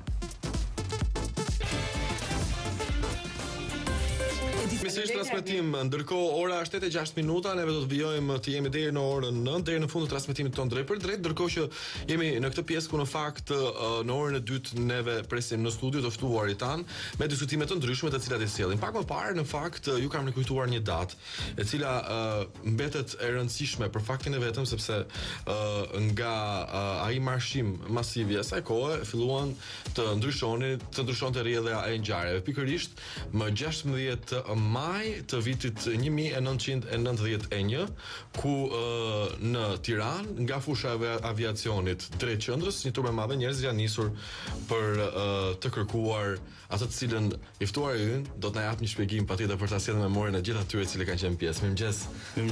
Zoti Kalaja. Shëndetit, mirë se vini. Shëndetit. Është kryetari i Bashkimit të Sindikatave të Pavarura të Shqipërisë, prej kohësh drejton këtë bashkim sindikatash që gjithmonë ka menduar që asnjëherë s'është e lehtë në fakt për të pasur në një kupol të vetëm. Sigurisht që s'është e lehtë. Është vërtet drejtat e punonjësve, sektor të ndryshëm. Do të jeni një negociator shumë mirë, por para se të kalojmë tek pozicioni juaj dhe sigurisht për të folur diçka mbi Bashkimin e Sindikatave të Pavarur, sepse ju keni ditëlindjen e institucionit gjithmonë, mbetemi tek data historike. Faleminderit për ftesën, mendoj se është në kohën e dur. Sot është data 16 maj, që është 22 vjetori i greves përgjithshme të Bashkimit Sindikatave të Pavarura Shqiptare, që absolutisht ka kontributin e saj historik në këtë grevë për qeverit mundur për mbyshjen e qeverisë të fundit të Partisë së Punës së Shqipërisë dhe u korrizua me greven e urisë minatorëve të Valjesit, pellgut qytetaror të Tiranës, i cila me 6 qershor, filloi 25 maj dhe me 6 qershor përfundoi me dorëheqjen e qeverisë Nano, dhe hapi rrugën e pluralizmit demokratik në Shqipëri dhe një nga kushtet kryesore, një nga kërkesat kryesore të Bashkimit Sindikatave të Pavarura të Shqipërisë në atë kohë dhe të greves urisë, sidomos të greves urisë të minatorëve të Valjesit, e pashembullt në histori, solli zgjedhje 3 vjet përpara në Shqipëri, sepse me 31 mars kishte fituar Partia e Punës. Dhe raporti midis forcave opozitare të Partisë së Punës ishte shumë i diferencuar në zgjedhjet parlamentare 31 mars dhe me 22 mars pas dorëheqjes së qeverisë Nano u bë mund afrimi zgjedhjeve 3 vjet përpara dhe hapi rrugën e pluralizmit dhe fitoren e forcave antikomuniste që ishin ndërshtuar në krye Partinë Demokratike të Shqipërisë. Greva e vazhdimshme ka filluar me datën 16 maj, do të kthehemi pak përpara, do të jem shumë koncis në paraqitjen e kësaj për shkak të kohës që kemi në dispozicion. Me datën 7 prill nga Bashkimi i Sindikatave të Pavarura Shqiptare u paraqitën kryeministrit Nano 17 kërkesat e Bashkimit të Sindikatave të Pavarura Shqiptare, që për hir të vërtetës do ta deklaroj sot që asnjë qeveri që mund të ishte në fuqi në atë kohë nuk kishte mundësi të realizonte këtë, dhe këtë ishin bërë qëllimisht në mënyrë që nga kërkesat ekonomike që ne paraqitshim ndodhte lëvizja politike dorëheqja e qeverisë me ngreves përgjithshme që do të bësh në atë kohë. Ky ishte strategjia e Bashkimit të Sindikatave të Pavarura Shqiptare. Dhe më kujtohet që kryeministri Nano, pasi u njoh me kërkesat e paraqitura nga neve, deklaroi që jemi gatshëm të zërçelësat sepse këta nuk janë kërkesa ekonomike, por janë kërkesa politike. Këtë përkasin shkurës, meqense qeveria nuk mori angazhimin për të realizuar këtë dhe s'kishte se si t'i realizonte për arsye të sepse kërkesat ishin të parealizueshme, dhe ne dinim që do shkonim tek greves përgjithshme me datën 16 maj. Në këtë rast do të përshëndes gjithë punonjësit e kryeqytetit të Shqipërisë Tiranës, të cilët me 16 maj u rreshtuan tek fusha e aviacionit. Më kujtohet ka qenë një tribunë e ndërtuar mbi një karrosari makine, në të cilën morën pjesë minatorët të pellgut qytetaror të Tiranës, do të mos harrojmë se atëherë ishin 13800 minatorë në Tiranë. Në të gjitha minjerët që më gull që kishte Tirana, minjerët bashkëteve, dhe ishin bashkuar shëndetësia, arsimi dhe gjithë punonjësit e kryeqytetit, dhe nisi marshimin nga fusha e aviacionit në drejtim të rrugës Durrësit ku është sot, dhe jemi kthyer në drejtim politikum që do ndorë dhe kemi arritur tek stacioni qendror i trenit i Tiranës, dhe aty është bërë shpërndarja e protestuesve. Ka qenë një protestim për herë të parë në historinë e sindikalizmit shqiptar, pas greves 4 janarit të minatorëve të Valjesit, të pellgut qytetaror të Tiranës, sepse ajo ka qenë protesta e parë, i cili mësoi shqiptarët se ç'është protesta dhe çfarë sjell protesta, kur atëherë zhvillon në kondita që ti bën kërkesat ekonomike. Jemi shpërndar atje dhe pastaj me datën më atë datë është mbledhur Këshilli i Përgjithshëm i Bashkimit Sindikatave të Pavarur Shqiptare ose ekipi negociator i cili do të kryesonte grevën e përgjithshme dhe kanë filluar tratativat me qeverinë shqiptare dhe me datën 18 maj jemi takuar me ish-presidentin Dalia në selinë e presidentës, në cilin na deklaroi se çfarë kërkon Bashkimi i Sindikatave të Pavarur Shqiptare dhe ne deklaruam se ne kërkojmë pluralizmin politik, një dorëheqjen tuaj si presidenti i Republikës në atë kohë dhe realizimin e 17 kërkesave të Bashkimit të Sindikatave të Pavarur Shqiptare dhe detyrimisht një nga kërkesat kryesore të BSBSH-s atëherë gjetja e vrasëve të ngjarjeve të 2 prillit në Shkodër. Zoti Gzim, për ta lidhur me situatën e sotme, patjetër në kujtimet tuaja këto janë momente shumë fuqishme kanë përshtypjen. Por edhe kur i dëgjojmë nga ju, shikojmë edhe pse ishim qytetarë të cilët vinim nga një sistem komunist të shtypjes etj, edhe politikanët e asaj kohe e kanë marrë parasysh atë çfarë keni kërkuar dhe në momentin që nuk e realizonin dot, kanë thënë, "Okej, jap dorëheqjen, e pamundur." Sot nga sindikatat është kërkuar shumë për të ndryshuar. Mendoj se janë 2 periudha. Gjykoj që viti 2013 nuk është i njëjtë me kushtet historike të vitit 1990-1991. Në qoftë se në dhjetorin e vitit 90 studentët e Tiranës u ngritën në grevën e tyre, që u mbështetën fuqishëm nga populli i Tiranës dhe nga forca e parë demokratike që ishte themeluar, Partia Demokratike e Shqipërisë, për një qëllim final, për një qëllim fundamental për kombin shqiptar dhe për vetë shqiptarët ishte rrëzimi i diktaturës komuniste, i cili u finalizua në ngjarjet 20 shkurtit me rrëzimin e monumentit të Enver Hoxhës, që ka një kontribut pa diskutueshëm Bashkimi i Sindikatave të Pavarur Shqiptare, sepse në lajmet e fundit të datës 20 shkurt për aktivitetin e BSBSH-s, por sidomos të sindikatës minatorëve u akuzua direkt nga ish-qeveria e Partisë Punës si organizatoria për rrëzimin me dhunë të monumentit të Enver Hoxhës dhe u nxorr jashtë ligjit. Bashkimi i Sindikatave të Pavarur Shqiptare në lajmet e fundit të mbrëmjes. Pra në atë kohë ishte një nga ngjarjet që kishin filluar në 1982 me ngjarjet e Gdanskut, në Solidarnosit, nga cila filloi tronditja e rrëzimit të murit të Berlinit, sepse nuk u rrëzua në atë vit që u rrëzua muri i Berlinit. Muri i Berlinit filloi të rrëzohet në vitin 1982 dhe pikërisht Solidarnosi i Polonisë. E ngjashme me Solidarnosin i ndodhi ngjarja dhe Bashkimi i Sindikatave të Pavarur Shqiptare. Pra kemi 2 paralele historike. Pra kushtet historike të asaj kohe, vitit 1990, që vinim nga një diktaturë, vinim nga një krizë ekonomike. Radhat e gjata dhe të pakufishme para dyqaneve të cilët shqiptari nuk ishte çfarë blente, nuk ishte çfarë konsumonte, nuk ishte çfarë jetonte. Perspektiva e vetë Shqipërisë më kuptove e mbyllur. Nga ngjarjet që kishin filluar, refleksionet që kishin ndodhur në Europën juglindore, e shumë probleme të tjera, janë një periudhë e cila dërgjesonte popullin shqiptar, dërgjesonte forcat antikomuniste të opozitës atë kohë me krye Partinë Demokratike, dërgjesonte Bashkimin e Sindikatave të Pavarur Shqipërisë për domosdoshmërinë e një lëvizje politike e cili do sillte ndryshimin në Shqipëri. Ndërsa sot është ndryshe, kushtet historike nuk janë ato kushte që kanë qenë dje. Sot kemi një pluralizëm, një demokraci, një pluralizëm në parlamentin shqiptar, një ekonomi tregu, e cila që nga viti 1992 që po aplikohet në Shqipëri, me gjithë oscilacionet që ka pasur të saj, por nuk mund të themi se Shqipëria nuk ka arritur gjëra, nuk ka rezultate. Sigurisht që ka rezultate. A do të ishte Shqipëria më zhvilluar në këtë drejtim, si demokracia, si ekonomia, kanë probleme të tjera që nuk i takojnë kësaj. Në këtë aspekt, që jam i gatshëm që në një moment caktuar, me persona të tjerë të diskutojmë këto probleme. Bashkimi i Sindikatave, çfarë sindikatash përmban në vetvete dhe keni të vështirë sepse ju thatë që nuk kemi të njëjtat kushte historike, pra në kushtet dhe situatat kanë qenë shumë ndryshme dhe politike, por që kërkesat e pakënaqur, sidomos të punonjësve janë pas here të mëdha. Mendoj se Është ajo për të rrëzuar qeverinë, po? Qartë. Nuk është qëllimi i sindikatave dhe unë mendoj se unë jam kundër këtij koncepti për rrëzimin e qeverisë nga sindikatave. Pse e them këtë? Nuk e them vetëm për forcat demokratike që janë sot në pushtet, e qartë. Mos kishim keq kuptim. Por edhe për forcat, sepse ka një koncept në Shqipëri që i kanë ndarë sindikatat në 2 kampe.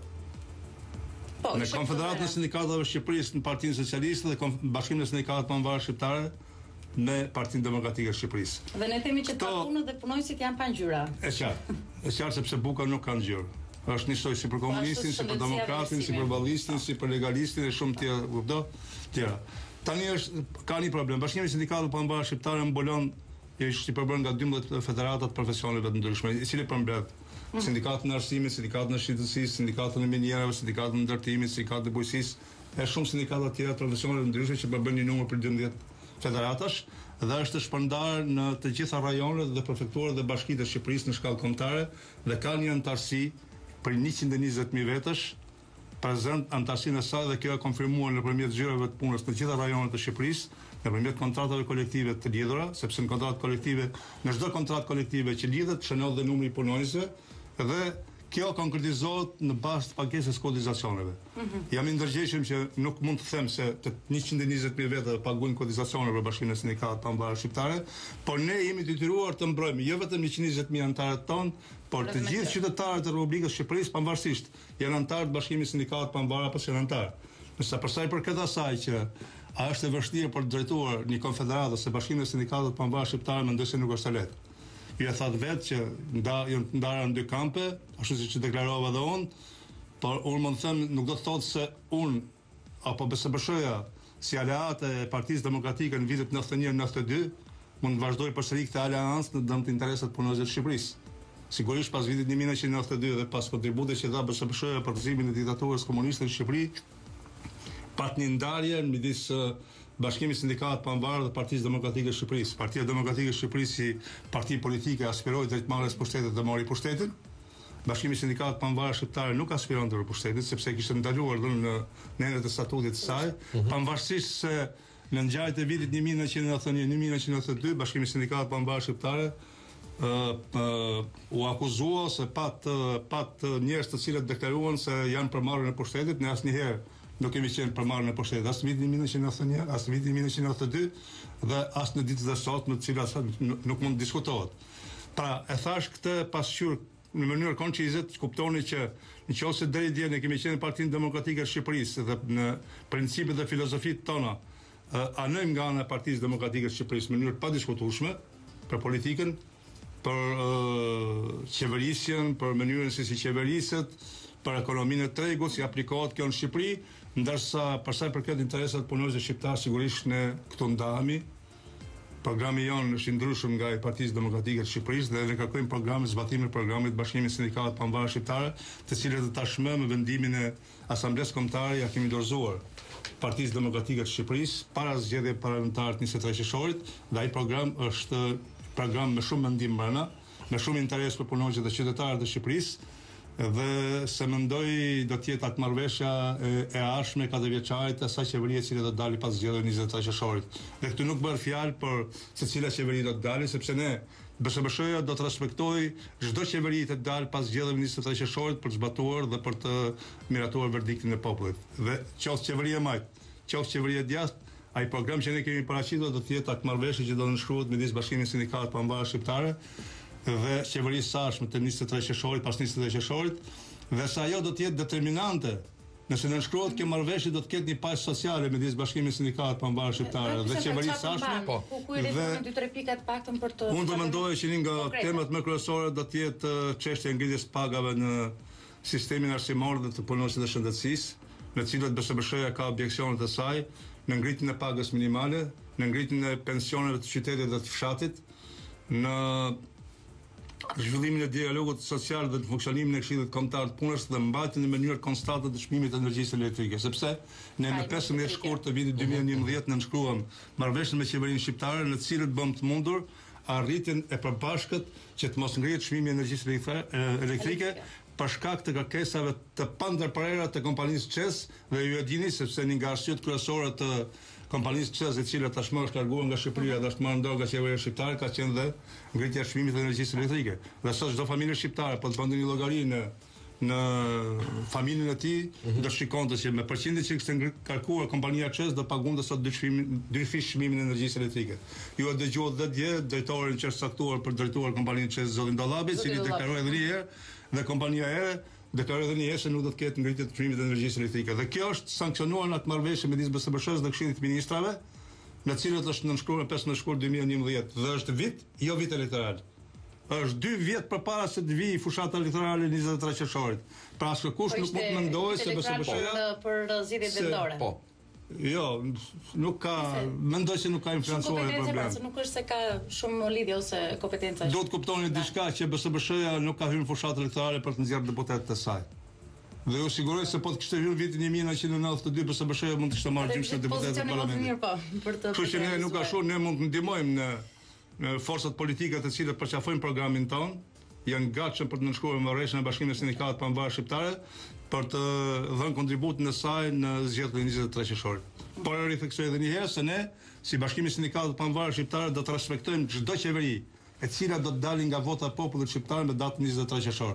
Dhe çdo qeveri ka përpara atë marrëveshjen tashmë të dërguar nga Bashkimi i Sindikatave të Pavarur Shqiptare, e bërë hënjor kjo, e cila do të shërbej për 4 vjeçarin e ardhshëm. Dua të theksoj edhe një herë se nëse kjo marrëveshje do të nënshkruhet nga çdo qeveri që do të dalë pas këtyre zgjedhjeve, sigurisht do të ketë pas sociale në Shqipëri.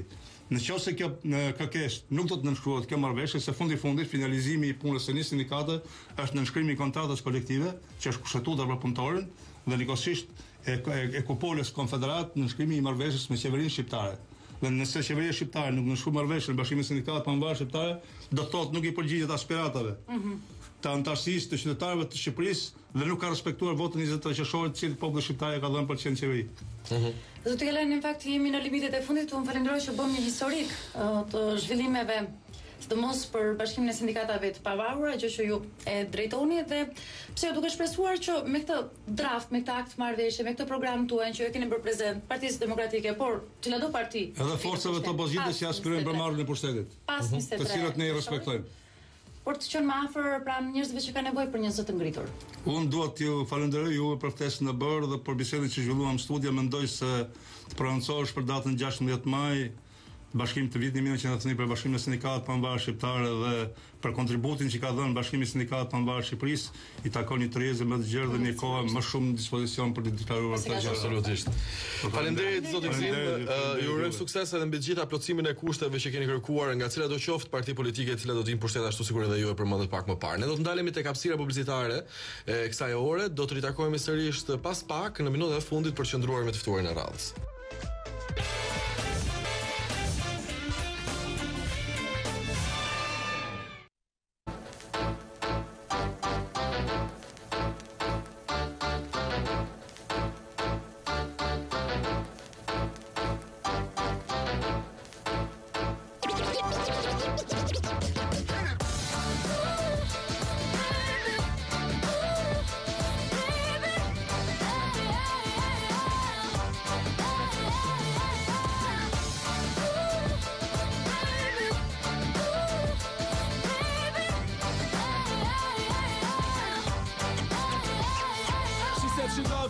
Ka thon prom kur ka pa para klubit. Tu pritet som leshin me himrana pije natën. Tu thon vet me veti bre, nonën e papakin. Nën ke zemra kur qyrshit në prinolti. Ti shikone jamja ishim shku 2 herë mujt njoltit. Sa më larg zhurmës, plugmet asfaltit. Sa më larg punës, numrat, kontaktet. A më fjallën ta fali ma që Nuk me dal, po ti nuk jes. Munde me ta fal se ti vetëm më le. Baby so fair, fair. Baby so fair, fair. Mandi më ka marrë e nuk mundem ta fshea. Nuk kam as një fjallë që nuk di me ta shprea. Baby so fair, fair. Baby so fair, fair.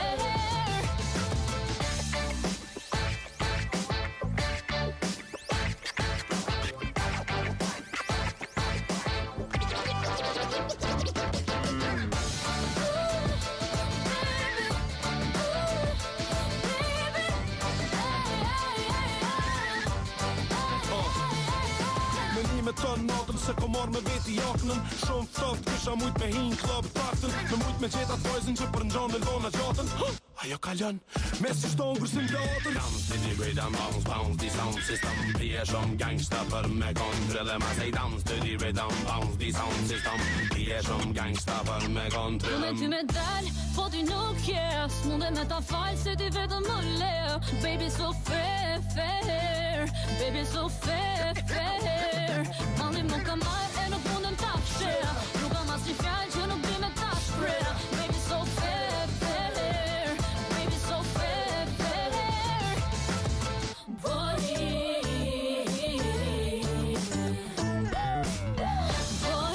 ato të bojnë me kisht. Unë jam këtu për ty, e si marrë për seriosisht. tu për mu, e tjera gabimisht. Shpresin e tu t'prit besin, për derisa në taj që me presin mëngjesin. Bashk, për shtatimi jemi njëri tjetrin e kemi, sky's the limit kryejna gjithë bashk.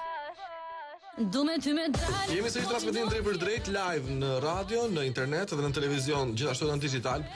Mund të na ndiqni në çdo moment në Ora News, kudo ndodhen me pak fjalë, nuk e di në planetin Mars sa kam provuar akoma. Kur shkoj do të them. Kur shkojmë pushime këtë verë, meqense po shkojmë tek diskutimi i turizmit, do t'ju jap lajm nëse edhe andej ndiqet. Mirëmëngjes, si them dhe Briken Arapet. Faleminderit. Drejtuesi e Agjencisë Kombëtare të Turizmit. Në fakt vazhdojmë të diskutojmë dhe nuk ka më mirë se të flasësh dhe në mëngjes për turizmin. Nëse njerëzit bëjnë plane, kemi gjithë ditë kemi folur në fakt. Dhe aq më tepër Shqipëri që për të drejtën edhe pushojnë qytetarët shqiptarë. Dhe në fakt si vjet nuk kemi ende zyrtarizim, pra hapje zyrtare të sezonit turistik, megjithëse një pjesë e mirë e qytetarëve kanë zgjedhur breakdating për të pushuar në fundjavë të paktën të kaluara, po lëm të dielën sepse ka qenë për shkak të motit, ka qenë edhe e papërshtatshme koha. Çfarë po bën agjencia për të promovuar turizmin në këtë prag sezoni, pra të hapjes zyrtare të sezonit turistik? Në çfarë ju përshëndes, mirëmëngjes. Faleminderit. Po. Të marrim shumë të qeshur në dalin. Po, patjetër. Duhet të qeshim që në mëngjes mendoj. Agjencia Kombëtare e Turizmit ndërkohë i ka mbyllur promovimet, si thua, në arena ndërkombëtare ku janë panajiret që janë më të rëndësishme në botë, janë dy panajire që janë më të mëdhenj, panajiret më të mëdhenj botëror, që është ai i Londrës dhe ai i Berlinit, ne e mbyllëm për këtë sezon këto. Në fakt për një viti unë drejtoj Agjencinë Kombëtare të Turizmit dhe kam nisur me Londrën, e kam vijuar me Milanon, me Berlinin dhe pastaj me Prishtinën. Pas ke kapur kapa një sezon të tërë promovimi, si ta quash. Në fakt Berlini më ka bërë më përshtypje nga të tërë prezantimet tona. Berlini është ai panajir që është më i rëndësishmi në botë. Dhe ne bëm një punë shumë të madhe, fakt, me stendën, me kontaktet, me takimet. Kishim mjaft kërkesa për takimet. Po kur shkuam atje dhe u përballëm vërtet me interesin që jo vetëm bizneset, mediat kishin për stendën, por dhe ditët e publikut, sepse panajiret ndahen 3 ditë janë biznese dhe 2 ditë është publik. Dhe në 2 ditët e publikut aty reflektoi vërtet interesimi. Kishte interes deri tek pushimet për të ardhur me motobike, për të shkuar camping, ishin shumë të interesuar për këtë pjesën dhe ne gjithashtu ishin shumë të kënaqur për të thënë po ju mund të vini me motobike, sepse siç e dim të tërë infrastruktura na ka ndihmuar shumë te kjo pjesa e lëvizjes dhe vajtjes në çdo zonë, sidomos bregdetare për në verë. Këto kanë qenë paraqitjet tona, ne kemi pasur kontakte me mediat për mënyra të reja promovimi, siç kanë qenë Euronews, CNN, jemi ende në kontakte me ta dhe bisedime për të parë mënyrat e promovimit. Sigurisht kjo i bie për sezonin e ardhshëm, se nëse ne i fillojmë kontaktet tani. Po, nuk funksionon si Shqipëri e paratë për reklamë. I bie të punosh për një sezon më vonë, por e rëndësishme është që ne kemi krijuar disa kontakte bazë të forta, ata janë shumë dashamirës dhe kështu që ne jemi duke punuar me ta. Pjesa tjetër asaj që nuk është hapur, le ta quajmë zyrtarisht një sezon turistik, unë mendoj që dhe për atë ne po pompojmë që Shqipëria mund të jetë dhe është një vend turistik për gjatë gjithë vitit. Pra, s'ka pse të ketë një datë fikse. Nuk ka pse të ketë një datë fikse për të hapur një sezon. Ndoshta nga fakti që ne mendojmë sa herë mendojmë sezon, mendojmë verën, më kupton, ndërkohë që është dimri, ka bukuritë e vet etj. Pra vera është thjesht. Meqense me aq sa kemi parë kërkesat për shembull për narkët e Shqipërisë janë nuk ta quajmë dhe maramance për trashëgiminë kulturore gjithashtu. Në përgjithësi turizmi edhe botëror ka filluar të prirë ndaj turizmit të aventurës. Gjithashtu edhe për plazhet tona shumë interes ka pasur për camping, rinia, sigurisht, domethënë të rinj që të vinë dhe të eksplorojnë vende të reja. Dhe ne kemi fatin që kemi mjaft natyra që ofrojnë eksplorimin. Edhe kjo na bën të tërë që t'jemi më krenar në atë çka ne ofrojmë. Në fakt, Brikan, se meqense kohën e kemi shumë limituar, kam vënë ditët e fundit në çdo faqe interneti që un hap në përgjithësi, apo së fundmi edhe në billboarde në për autostradë kam parë reklama të Maqedonisë, Macedonia Timeless, në një gjë e tillë, e cila promovon në vendin tonë jashtëzakonisht shumë produktin e saj turistik, duke parë patjetër Shqipërinë si një nga vendet e cila mundet të arrisë ekonomikisht, ashtu sikur Malezi ka menduar dhe Greqia apo ashtu vetë që kaloi. Neve kundrejt këtyre shteteve?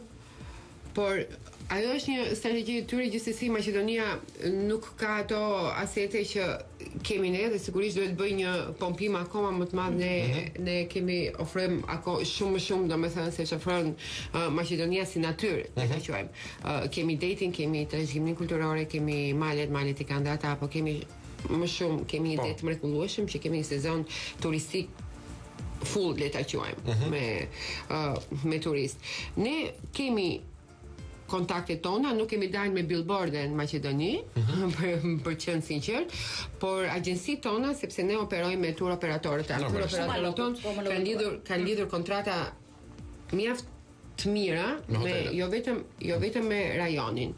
Rajoni tashmë është bërë një target i kapshëm nga ne, të tërë vinë 2-3 ditë lëvizin, ka goxha hyrje dalje të vendeve të rajonit në Shqipëri.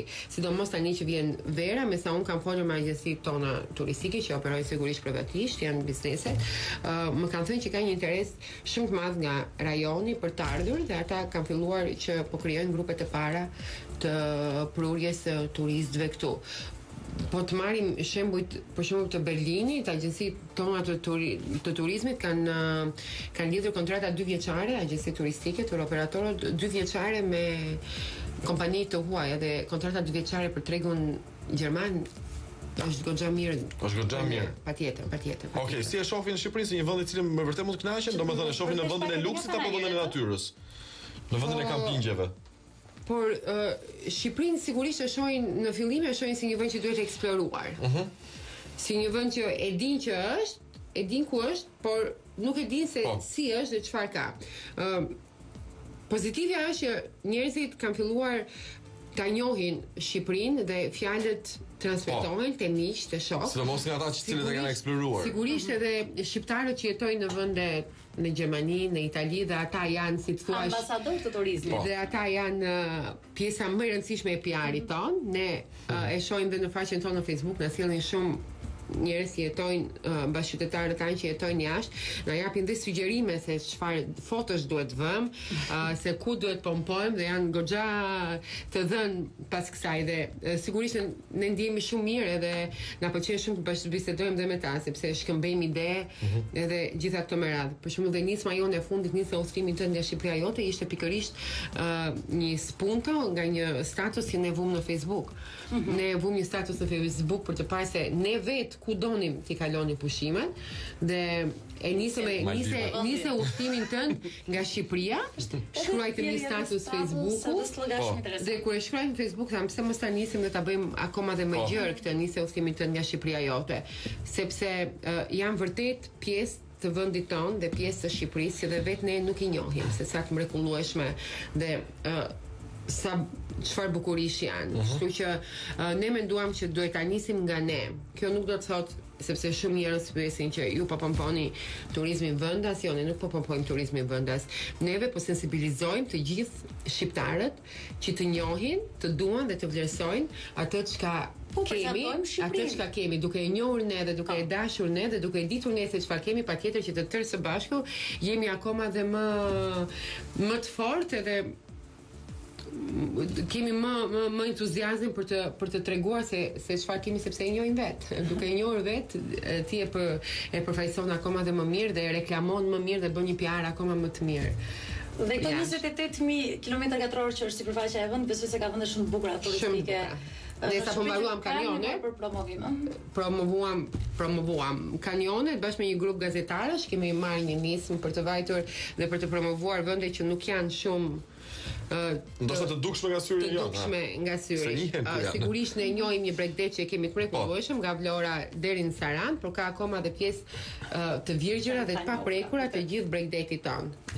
Ne nisemi të hënën për në Lezhë, ku do kapim Lezhë, Shëngjin, Fisht. Është shumë bukur të jesh afër dhe ti prekësh të ndërthurësh trashëgiminë kulturore me kulinarin, me natyrën dhe me kulinarin dhe pastaj të kalosh te Bregdeti. Ne kemi gjitha këto në një. Po, ashtu është vërtet. Dhe mund të kalosh një fundjavë shumë të këndshme dhe ne këtë dua të tregojmë që mund të kalosh një fundjavë shumë të këndshme në të gjitha qytetet e Shqipërisë. Është dhe mision vetvete. E dashuriken, të tregosh. Unë mendoj se nuk ka shqiptar që nuk do donte ta shikonte vendin e tij, Shqipërinë, të publikuar në reportazhe, në media prestigjioze si BBC, CNN, por kemi parë edhe disa materiale në shtyp Daily Mail, në rastin konkret ishte përkthyer edhe diçka në të përditshme të publikuara në gazetat tona për Shqipërinë. Besoj se do punohet fort, ju thatë që kemi një sezon përpara, por që patjetër. Ne nisim nga Shqipëria. Sigurisht, kam filluar hapat e para, ne kemi qenë në disa media prestigjioze, kemi qenë në Travel Magazine, jemi shpesh atje në fakt. Po, ta marrë dhe një po ta marrim, se fundi jemi në Daily Mail, ishte çmimi Peak of Balkans që na bëri që të ishim në disa nga mediat prestigjioze. Ne në kontaktet tona që kemi pasur në panajër së fundmi kemi dhe kontaktin me Euronewsin dhe me CNN dhe jemi duke biseduar dhe me ta se çfarë ata na ofrojnë dhe çfarë ne do mundemi që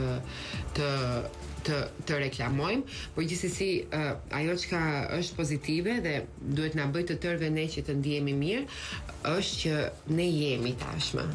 Ne jemi një fokus në turizëm dhe të tërë kërkojnë që të dinë më shumë, të tërë kërkojnë që të vinë, ne sigurisht në planet tona për sezonin e ardhshëm duam shumë që të organizojmë një tur familiarizues me media të huaja dhe me sa pam në Berlin të tërë na kanë lënë vizitat e tyre dhe kanë qenë vetë ata të interesuar nëse ju do organizoni diçka, një udhëtim në Shqipëri, ju lutem na ftoni, ju lutem na thrisni dhe kjo është një gjë mjaft për një tip infoturi në fjalë pozitive, po infotur me media të huaja. Dhe neve e pam që të tërë donin të ishim prezent në Shqipëri dhe kjo na bëri të ndiheshim shumë mirë dhe gati na bëri të ndiheshim dhe në fakt që nuk mundeshim të thoshim po nisuni që tani do. Vetëm përpara kemi. Jugu vazhdon të mbetet preferenca për të kaluar sigurisht Jugu është një atraksion turistik i pazëvendësueshëm, mund ta themi për sezonin e verës. Vlora, Saranda, Imara, çdo qytet apo qytet. Le ta quajmë që ka detin afër. Unë ndihem shumë mirë kur dëgjoj edhe tuaj që vinë dhe shkojnë me bicikleta. Me çanta në krah. Edhe shkojnë dhe nuk shohin asnjë lloj vështirësie, siguria. Në Shqipëri kemi ca komplekse në fakt, po tuajt janë shumë të natyrshëm për ta bërë këtë. Por ama ne i ofrojmë me gjithë kompleksitetet tona, ne i ofrojmë atyre siguri, u ofrojmë mikpritje, u ofrojmë një ushqim shumë të mirë. Besoj shumica mund të ketë edhe nga ata se nuk mund të flasim me 100% siguri, po shumica e tuajve që vinë në Shqipëri që mjaft të kënaqur. Ne jemi mikpritës. Ne takuam në Berat, në Kala turist, kishin ardhur njëri ishte nga India. Dhe ishte i befasuar dhe thoshte që derisa të arrijë në fund të Kalas do jemi ngopur edhe nuk kam nevojë të drejtoj. Po që jemi takuar me fakt që nuk ka dashur marrin nga Shqipëria diçka, një simbol, një fotografi. Janë ndjerë është shumë bukur, duhet ndihemi krenar për vendin që kemi dhe duhet punojmë gjithë së bashku që të ofrojmë më të mirën e këtij vendi. Duhet fillojë nga ne sensibilizimin në rast të parë, pastaj ta. Okej. E dashur Briken, uroj që ti, po theme ti më fal, edhe agjencia se o të ju shohim në titull kryesor, sigurisht për vlerat dhe për promovimin. Faleminderit, bashkëpundimin tuaj se pa ju nuk kemi në titull kryesor. Se me kënaqësi kemi verën para, kështu që kam përshtypjen se më gjatë në diskutime. Faleminderit. Do të shkojmë në dy rubrikat e fundit, takohemi në fund për të përshëndetur.